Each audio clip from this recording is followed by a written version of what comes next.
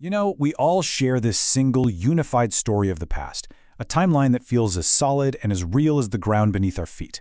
But what exactly is that timeline really built on? It seems like a simple question, right?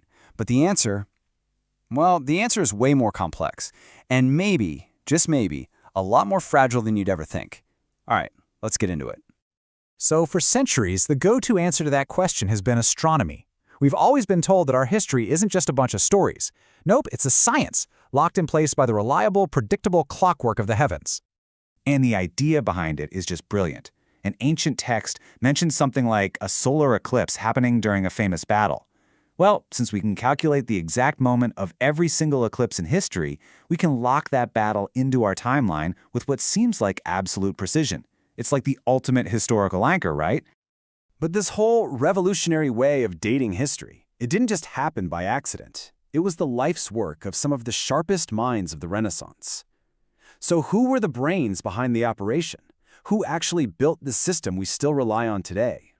Well, the founder of what we call scientific chronology was a guy named Justus Scaliger, but he knew he couldn't do it alone. To make his historical timeline truly scientific, he needed help from one of the most famous astronomers of all time, the one and only Johannes Kepler. And here they are. This is them, a master historian and a genius astronomer, the dream team, joining forces to create one single scientifically proven timeline for all of human history. Their work literally became the foundation for everything that came after. But, and this is a big but, there's a problem. You see, the entire system, this beautiful marriage of history and astronomy, it all hinges on one massive assumption, that the historical records they were using were actually accurate. And this is where the foundation starts to show some serious cracks. I mean, just think about it for a second. What if the raw data, these ancient reports of eclipses that Scaliger and Kepler were using as their anchors, what if they were never meant to be scientific observations in the first place? What if the ancients were just recording omens, dramatic events, not precise astronomical data? And when you look at the sheer scale of the problem, it's just staggering. Modern analysis of these ancient sources reveals a shocking number of errors. And look, we're not talking about a few little typos here and there. We're talking about a massive, systemic issue with the core data itself. Just let this sink in for a moment. The historian A. Demont lays it out plain and simple. Out of about 250 ancient eclipse reports, more than 200 of them are either inaccurate or just plain false. That's an error rate of over 80%. The very anchors used to build our timeline are, for the most part, completely untrustworthy. So you might be asking, how in the world do modern chronologists make this junk data fit? Well, they bring in something called delta T.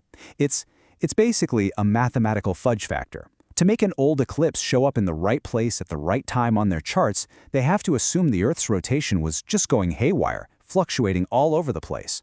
It's a patch, a workaround designed to force broken data to fit.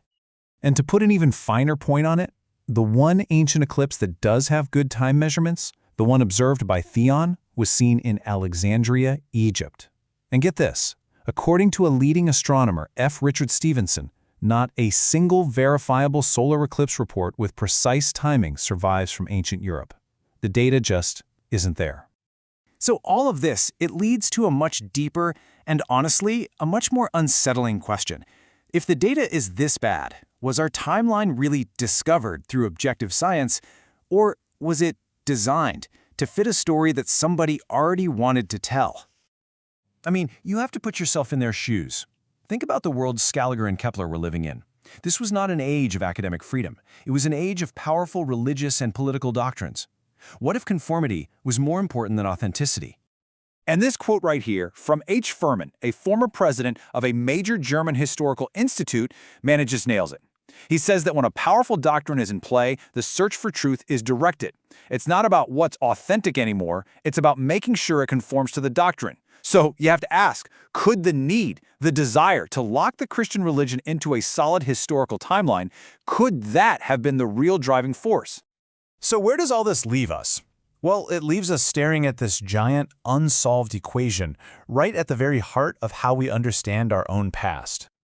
So let's just recap for a second. On one hand, you have a timeline built by absolute geniuses like Scaliger and Kepler, but they built it using ancient eclipse data that we now know is overwhelmingly false.